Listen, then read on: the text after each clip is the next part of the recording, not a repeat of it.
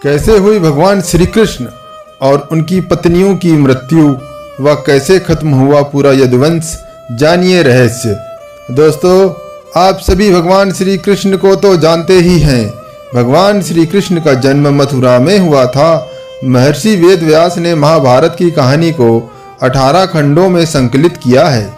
युद्ध के पश्चात भी बहुत कुछ ऐसा रह गया जिसके विषय में जानना बहुत जरूरी है। आइए समझते हैं इस कथा के माध्यम से, जिसके लिए आपको वीडियो के लास्ट तक जरूर बने रहिए और अपनी पूरी सच्ची श्रद्धा से कमेंट बॉक्स में ओम नमः शिवाय जरूर लिखें और इस चैनल को लाइक सब्सक्राइब जरूर करें। 18 दिन चले महाभारत के युद्ध में रक्तपात के सिवाय कुछ हासिल नहीं हुआ। इस युद्ध में कौरवों के समस्त कुल का नाश हुआ, साथ ही 5 पांडवों को छोड़कर पांडव कुल के अधिकांश लोग मारे गए। लेकिन इस युद्ध के कारण युद्ध के पश्चात एक और वंश का खात्मा हो गया। वो था श्री कृष्ण जी का यदुवंश।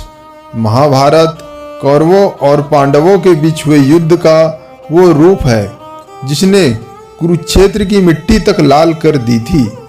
कहा जाता है कि इस भयंकर युद्ध में इतने लोगों ने अपनी जान गंवाई थी कि आज भी उनके खून से कुरुक्षेत्र, जहां महाभारत का युद्ध लड़ा गया था, वहां की मिट्टी का रंग लाल ही है।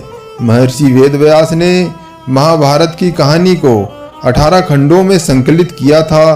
कुरुक्षेत्र का युद्ध इस ग्रंथ का सबसे बड़ा भाग है, लेकिन युद्ध के पश्चात भी कुछ ऐसा रह गया जिसके विषय में जानना बहुत जरूरी है, जिसमें भगवान श्री कृष्ण की मृत्यु और द्वारका के नदी में समा जाने की घटना अत्यंत महत्वपूर्ण है। मौसल पर्व 18 पर्वों में से एक है जो 8 अध्यायों का संकलन है। इस पर्व में भगवान कृष्ण के मानव रूप को छोड़ना और उनकी मृत्यु के पश्चात उनकी नगरी द्वारिका के साथ घटी घटना का वर्णन है। आइए जानते हैं क्या छिपा है मौसल पर्व की कहानी के भीतर। यह घटना कुरुक्षेत्र के युद्ध के 35 साल बाद की है।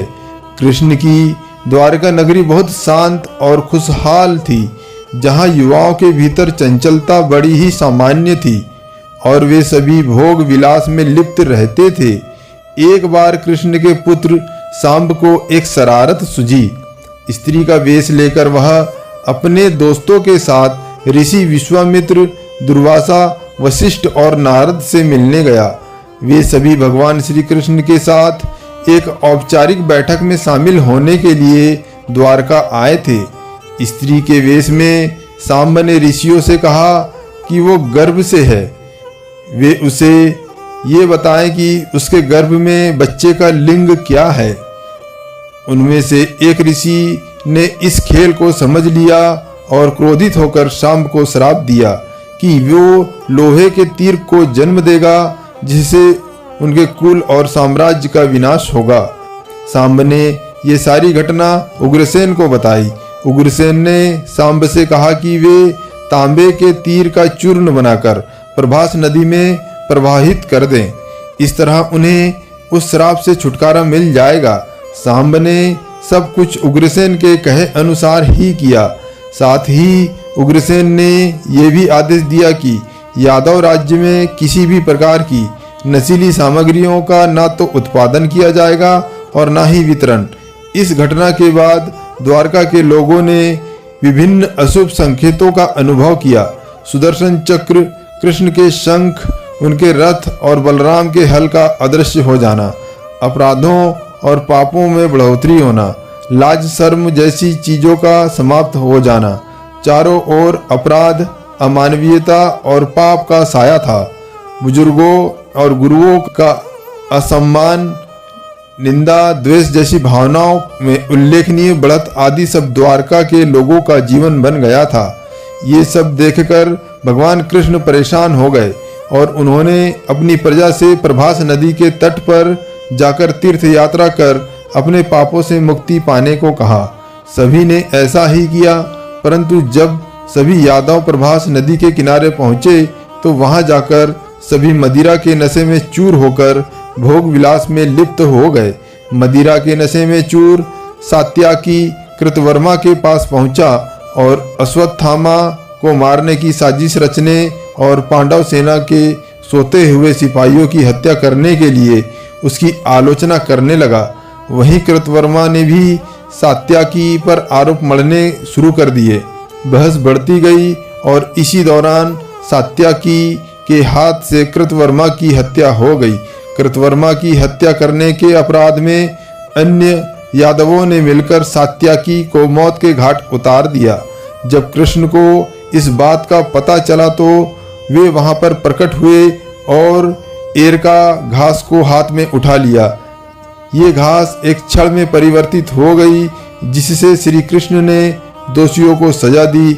मदिरा के नशे में चूर सभी ने घास को अपने हाथ में उठा लिया और सभी के हाथ में मौजूद वो घास लोहे की छड़ बन गई, जिससे सभी लोग आपस में ही भिड़ गए और एक दूसरे को मारने लगे। वभ्रू, दारुक और भगवान कृष्ण को छोड़कर अन्य सभी लोग मारे गए। यदुवंश के नाश के बाद कृष्ण के ज्येष्ठ भाई बलराम समुद्र तट पर बैठ गए और एकाग्रचित्त होकर परमात्मा में लीन हो गए। इस प्रकार शेषनाग के अवतार बलराम जी ने देह त्यागी और स्वधाम लौट गए। लोहे की छड़ का चूर्ण एक मछली ने निगल लिया और वह उसके पेट में जाकर धातु का एक टुकड़ा बन गया। जीरू नामक शिकारी ने उस मछली को पकड़ा और उसके शरीर से निकले धातु के टुकड़े को नुकीला कर तीर का निर्माण किया।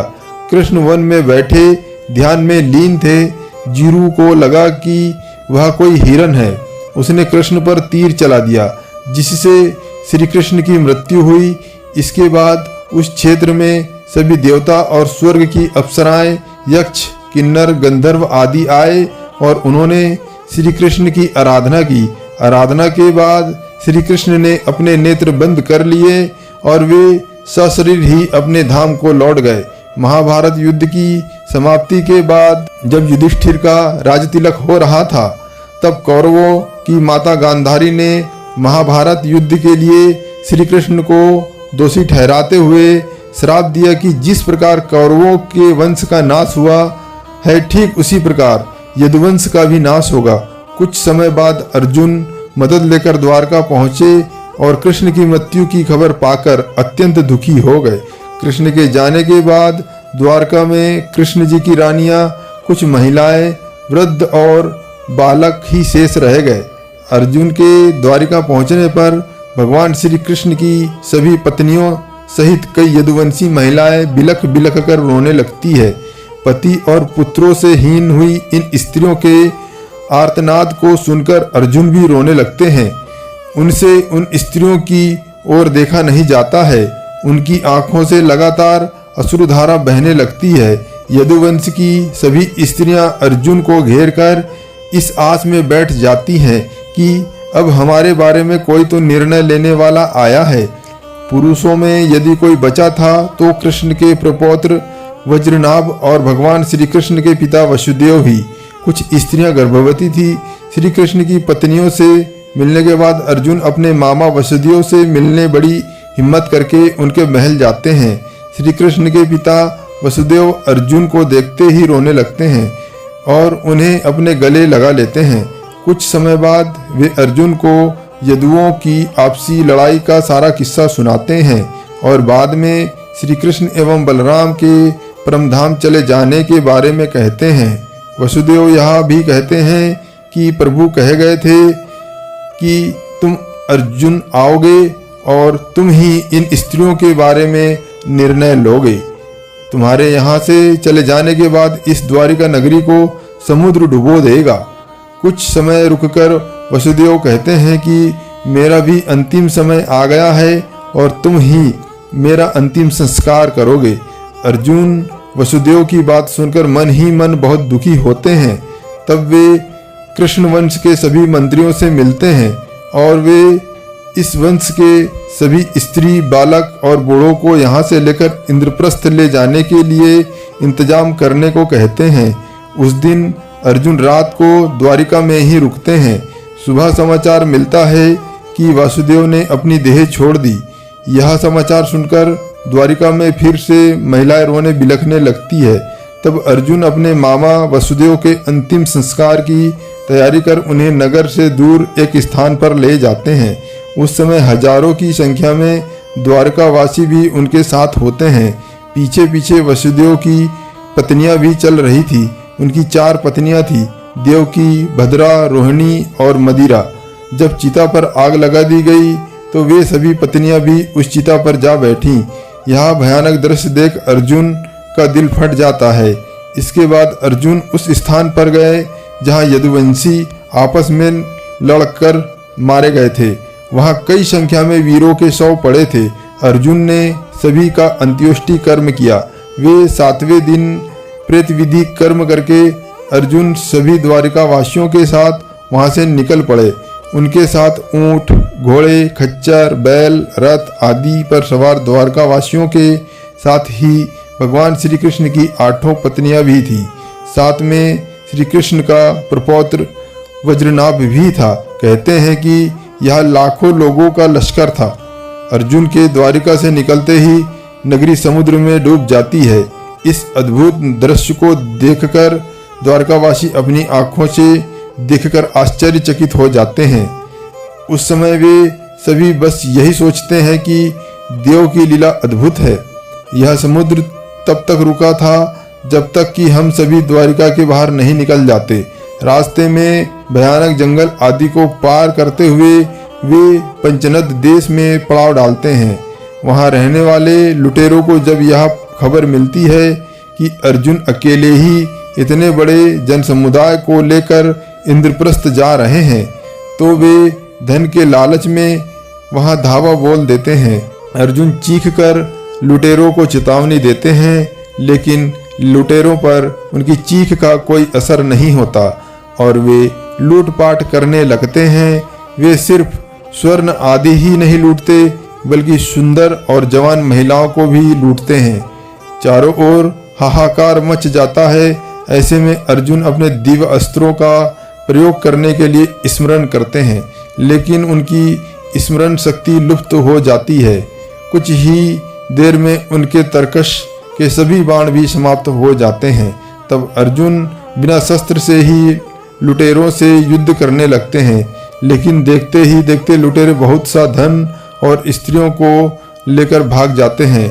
खुद को असहाय पाकर अर्जुन को बहुत दुख होता है। वे समझ नहीं पाते हैं कि क्यों और कैसे मेरी अस्त्र विद्या लुप्त हो गई। जैसे तैसे अर्जुन यदुवंश की बची हुई स्त्रियों व बच्चों को लेकर इंद्रप्रस्थ पहुंचते हैं। यहाँ आकर अर्जुन भगवान श्री कृष्ण के प्रपौत्र वज्र को इंद्रप्रस्थ का राजा बना देते हैं।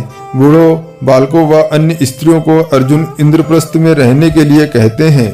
इसके बाद वज्र के बहुत रोकने पर भी अक्रूर जी की स्त्रियां वन में तपस्या करने के लिए चली जाती है।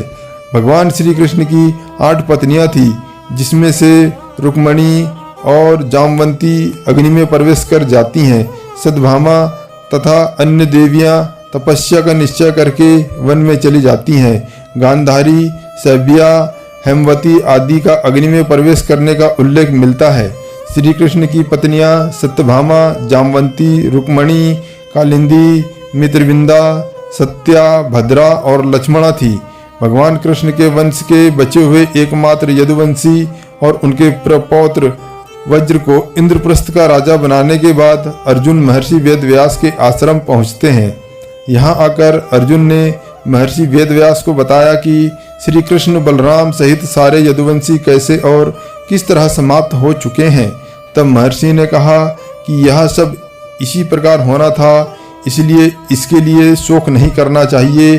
अर्जुन यह भी बताते हैं कि किस प्रकार साधारण लुटेरे उनके सामने यदुवंश की स्त्रियों का हरण करके ले गए और वे कुछ भी ना कर पाए। इसके बाद किस तरह श्री कृष्ण की पत्नियों ने अग्नि में कूदकर जान दे दी और कुछ तपस्या करने वन चली गई। दोस्तों, हमारे द्वारा दी गई जानकारी अच्छी लगी हो तो हमारे इस चैनल को लाइक सब्सक्राइब जरूर कीजिए। और ये कथा आपको कैसी लगी अपनी राय कमेंट में जरूर देना। मिलते हैं अगली एक नई वीडियो के साथ। धन्यवाद।